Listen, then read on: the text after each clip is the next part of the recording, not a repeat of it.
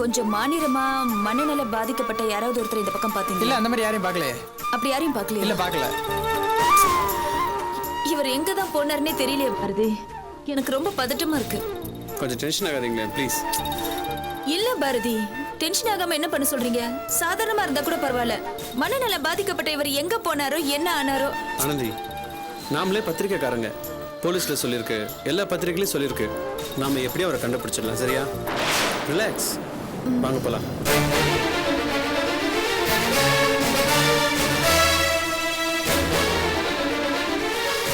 எனக்கு தலையே வலிக்குது பாரதி. எவ்வளவு நேரம் தான் தேடுறது?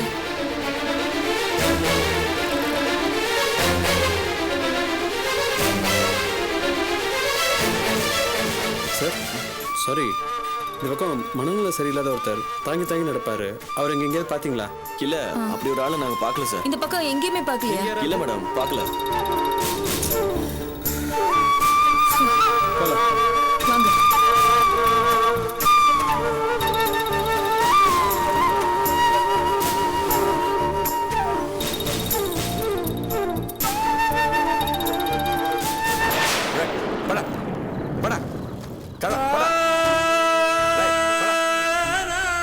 அப்படி யாரும் இந்த பக்கம் வரலையா? ஒரு நிமிஷம், அங்க பாருங்க. இது கார்த்திக் தானே? ஆமா, கார்த்திக் மாதிரி தான் இருக்கு. வாங்க. ஐயோ, அவரை அடிக்காத. அடிக்காதீங்க. தெரியாது, வேண்டாம். உதைக்காதீங்க. கார்த்திக், வாங்க. எழுந்திருங்க. எந்திரிங்க.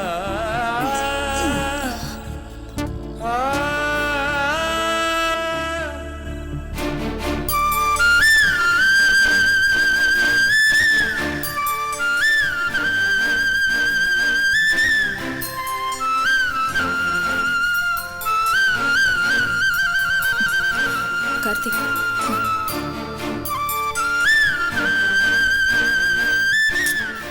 பாரதி, இப்ப கார்த்திகை எங்க தங்க வைக்கிறது? மறுபடியும் ஹோமுக்கு கூட்டு போக முடியாது. வேற ஏதாவது பாதுகாப்பான இடமா தான் யோசிக்கணும். பார்த்து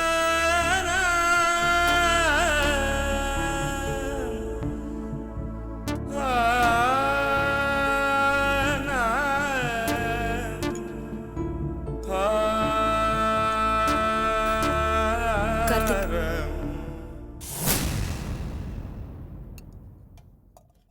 அம்மா சீக்கிரம் சாப்பாடு எடுத்துட்டு வாமா. இதோ வந்துட்டேம்மா. ஏமா ஆர்த்தி சாப்பிட வரல? தலை வலிக்குதான், மாத்திரை போட்டு படுத்துட்டா. சீக்கிரம் வாமா. வந்துட்டேன்.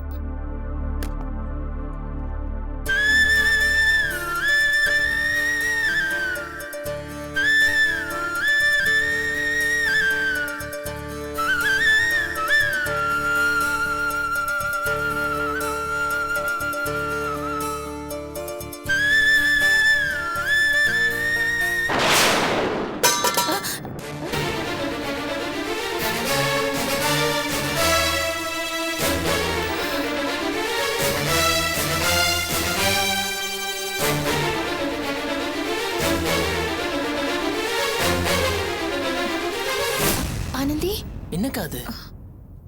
அம்மா, உன் மனசுல என்னடி நினைச்சுக்கிட்டு இருக்க? எதுக்காக இந்த பையனை வீட்டுக்கு கூட்டு வந்திருக்க? அம்மா கோவப்படாதம்மா. இவர் ஒரு ஹோம்ல தான் இருந்தாரு. ஆனா அவங்களால இவரை பாதுகாப்பா பாத்துக்க முடியல. திடீர்னு இவர் எங்கேயாவது போயிடுறாருமா. ஏதாவது தப்பா நடந்துருமோன்னு ஹோம்ல பயப்படுறாங்க.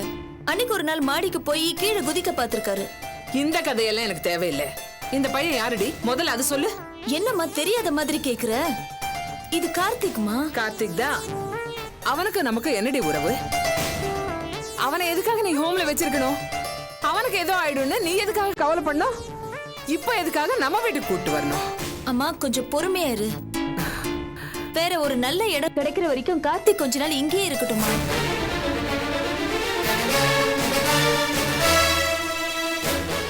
மா ப்ளீஸ்மா, கொஞ்ச நாள் தானம்மா. பாவம்மா கார்த்திக், அவர் இப்போ ஒரு அனாதை மாதிரி ஆயிட்டாரு. அவருக்கு எந்த உதவி கூட நாம என்னடி பேசுற? உன் வாழ்க்கையில இவ்வளவு பிரச்சனை ஆனதுக்கு முக்கிய காரணமே கல்யாண மண்டபத்துல இந்த பையன் எடுத்த கோலத்தனமான முடிவுதான். அத்தோட உன்னை நிம்மதியா வாழ விட்டானா? அதுக்கப்புறமும் வாழ்க்கையில எவ்வளவு தொந்தரவு கொடுத்திருக்கான். எப்படி அவனை வீட்டுக்கு கூட்டு வந்திருக்க? ஊர் என்ன பேசும்? அக்கா, நிலைமை என்னையாவது கொஞ்சம் புரிஞ்சுக்கோக்கா. இந்த மாதிரி ஒரு சூழ்நிலையில கார்த்திகை தெருவுல விடுறதுக்கு என் மனசு கேட்கலக்கா.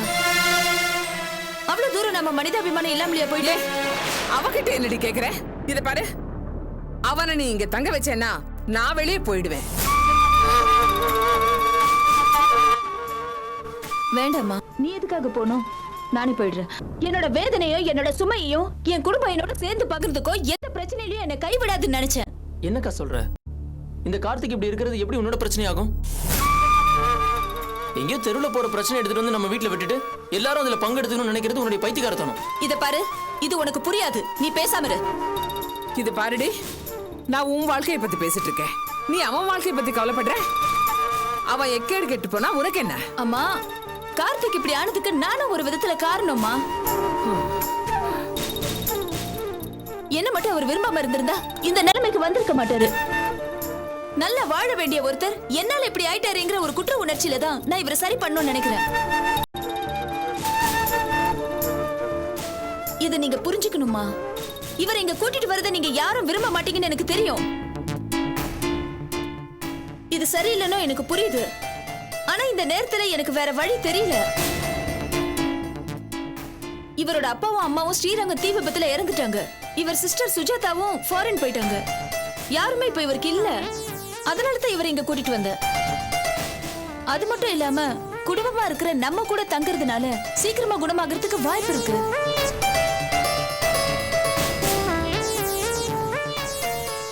ப்ளீஸ்மா, தயவு செஞ்சு கொஞ்ச நாள் தங்குறதுக்கு நீ பெர்மிஷன் கொடு.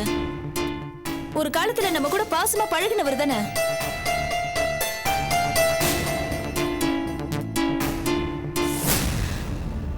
ஆனந்தி, உன் மனசுல என்ன இருக்குன்னு எனக்கு புரியுது. கார்த்திகை எப்படியே விட்டுட்டா நீ நிம்மதியா இருக்க மாட்டேன்னு எனக்கு தெரியும். அம்மா, ஆனந்தியோட மனசுல இருக்கிறது ஒரு மனிதாபிமானம். அதுக்கு நம்ம சப்போர்ட் பண்றதுல தப்பே இல்லம்மா. கொஞ்ச நாள் தானேம்மா, இருந்துட்டு போட்டோம். அபி, விடும்மா. ஆனந்தி, உள்ள கூட்டிட்டு போ. தேங்க்ஸ்க்கா. வாங்க கார்த்திக்.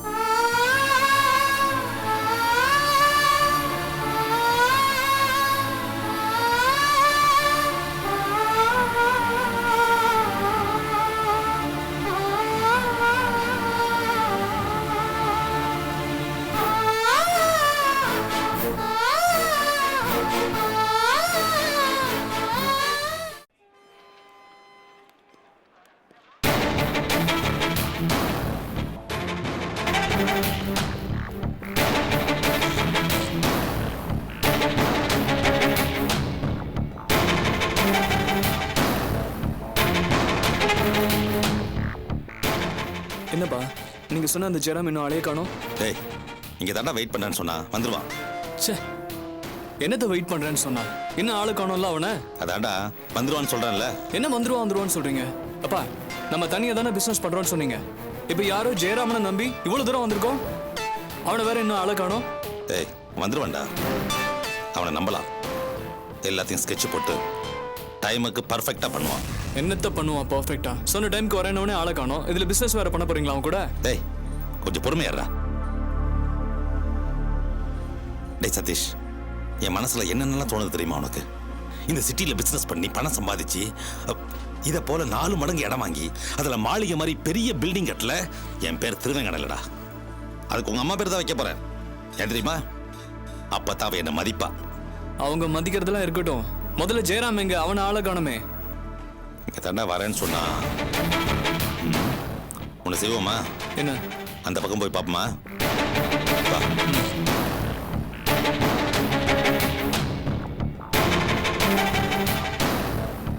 அந்த பக்கம் பாப்போம்.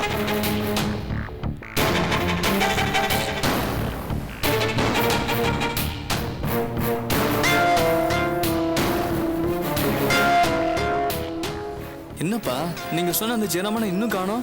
இப்படி நைட்ல நம்மள அலைய வைக்கிறானே. டேய், வருவான்டா, அவசரப்படாத. எங்க வருது? பெங்களூர்ல இப்படி மிட் நைட்ல கொண்டு வந்து விட்டுட்டு டார்ச்சர் பண்றீங்க. உங்களால நான் சாப்பிட கூட இல்லப்பா. டேய், சாப்பாடு முக்கியம்ப்பா. சோறு அலைஞ்சிக்கிட்டு இருக்க. வருவான்டா. சார், பாத்தியா வந்துட்டான். ஜெயராமா, என்னப்பா இப்படி பண்ணிட்ட? சார் அது போலீஸ் பிரச்சனை சார். அதான் சார் லேட்டு. என்னையா தமாஷ் பண்ற? விதான் சௌதா சாவியே உன் கையில இருக்குன்னு சொல்லிட்டு இருப்ப, நீ அப்படி பேசுற? சார் அதெல்லாம் இப்போ ஆகாது சார். இன்னொரு விஷயம் சார், இடம் பக்காவா பிடிச்சிட்டேன். ஆனா நீங்க தான் டீல் பண்ணிக்கணும். என்ன இந்த ஃப்ரேம்குள்ள இழுக்காதீங்க.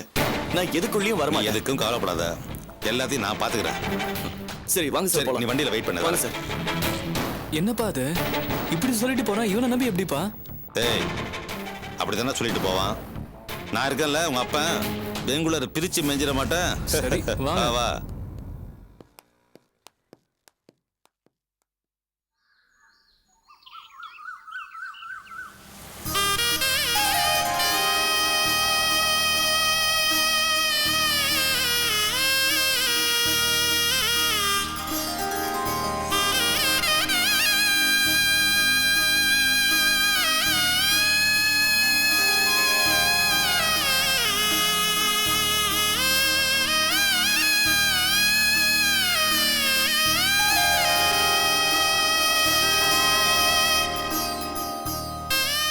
என்னடா எல்லாம் ரெடி ஆயிடுச்சா?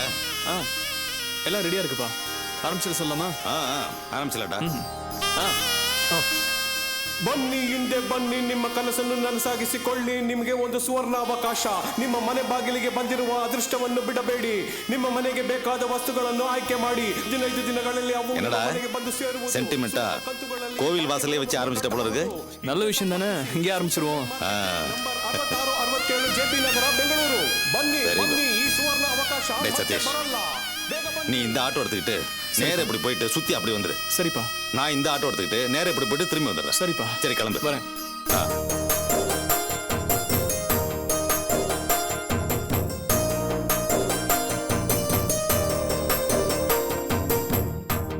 கிளம்பு.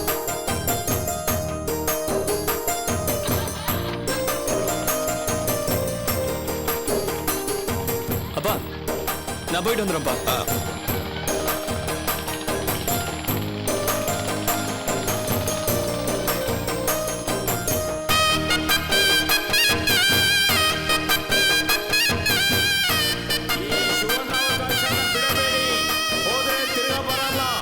₹10,000 ಕಟ್ಟಿದ್ರೆ ಬೈಕು, ₹3,000 ಟಿವಿ, ವಾಷಿಂಗ್ ಮಿಷಿನ್ ಕೇವಲ ₹3,000, ₹10,000 ಬೈಕು, ₹1,000 ಮಿಕ್ಸಿ. ಹಿಂದೆ ಬನ್ನಿ ಸೂಪರ್ ಮ್ಯಾನ್ ಕಂಪನಿಗೆ.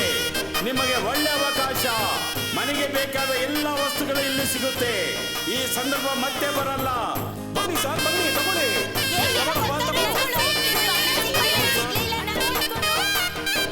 ಬನ್ನಿ ಬನ್ನಿ, ಓದ್ ನೋಡಿ, ಒಳ್ಳೆ ಅವಕಾಶ, ನಿಮ್ಮ ಅದೃಷ್ಟ.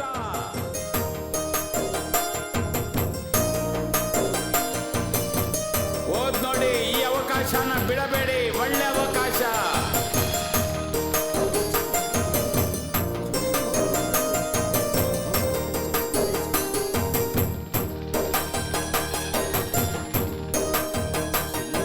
ಬನ್ನಿ ಬನ್ನಿ, ಈ ಅವಕಾಶನ ಬಿಡಬೇಡಿ. ಒಳ್ಳೆ ಅವಕಾಶ.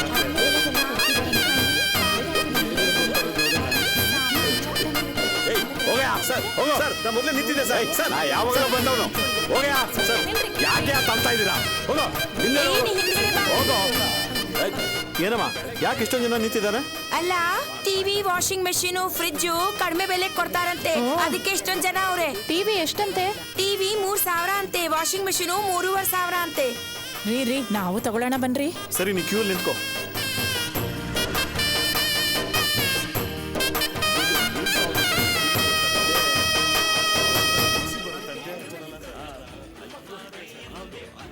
ತಗೊಳ್ಳಿ 3,000. ಟಿವಿ பேரென்னம்மா? ಬೇಕು. ಟಿವಿ பேரு லக்ஷ்மி ಅಂತ. ரேஷன் கார்டு வச்சிருக்கீங்களா? ಅದೆದಕ್ಕೂ? இதை பாருங்கம்மா, நாங்கள் நாணயமாக தொழில் பண்ணுறவங்க. எங்ககிட்ட பணம் கட்டுறதுக்கு சட்டப்பூர்வமான ப்ரொசீஜர் இருக்கு.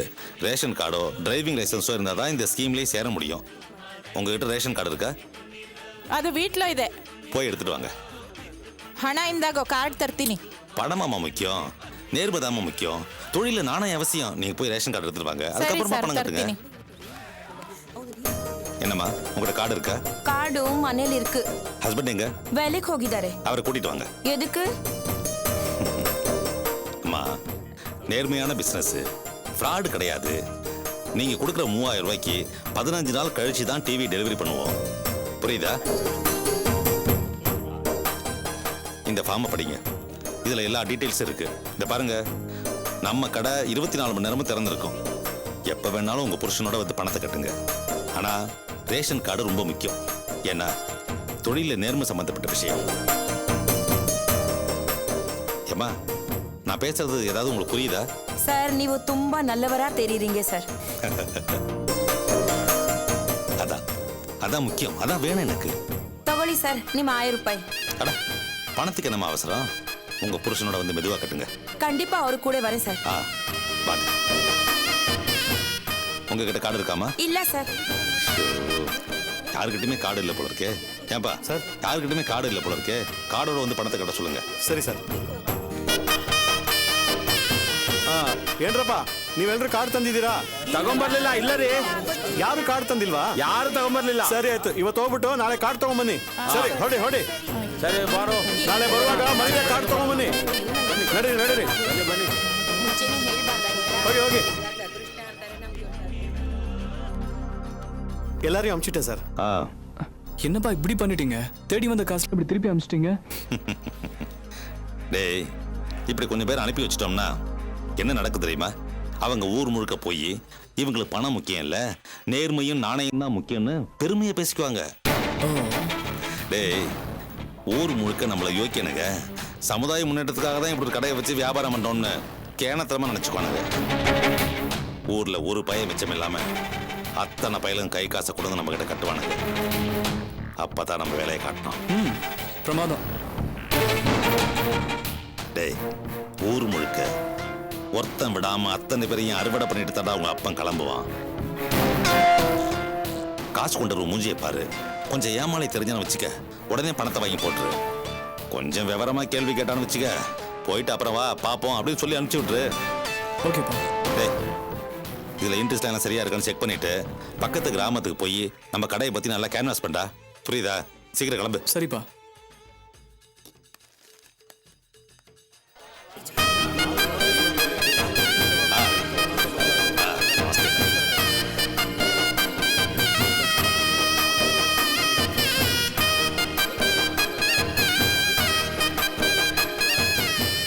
அப்பா, அப்போ நான் கிளம்பட்டுமாப்பா? சீக்கிரம் போ. சரி, வரேன்.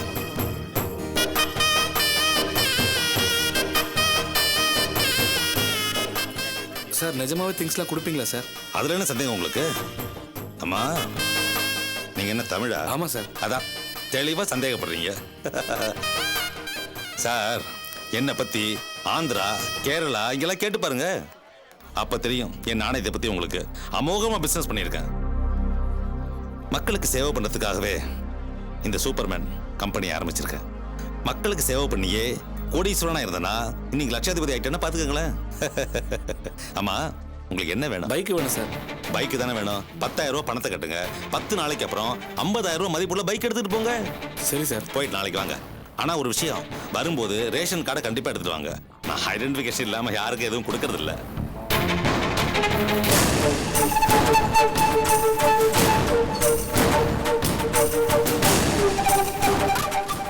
ஏன்னா நம்ம ஸ்ட்ரைட் ஃபார்வர்டா பிசினஸ் பண்ண ஆள் இல்ல. மத்த ஃப்ராட் கம்பெனி போல நம்ம கம்பெனி கிடையாது. வாங்க. சரிங்க சார்.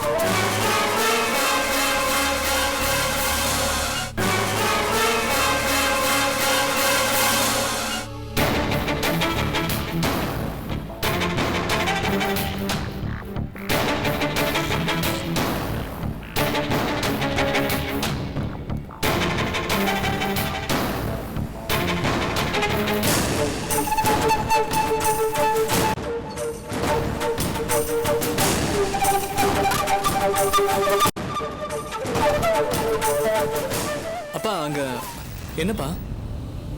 இல்ல, கார்ல போனவரை பார்த்தா எங்க அண்ணன் மாதிரி இருந்துச்சு. என்னது, பெரியப்பாவா? ஆமாண்டா, அந்த அபியோட அப்பன் தான். அவரா? எங்கப்பா?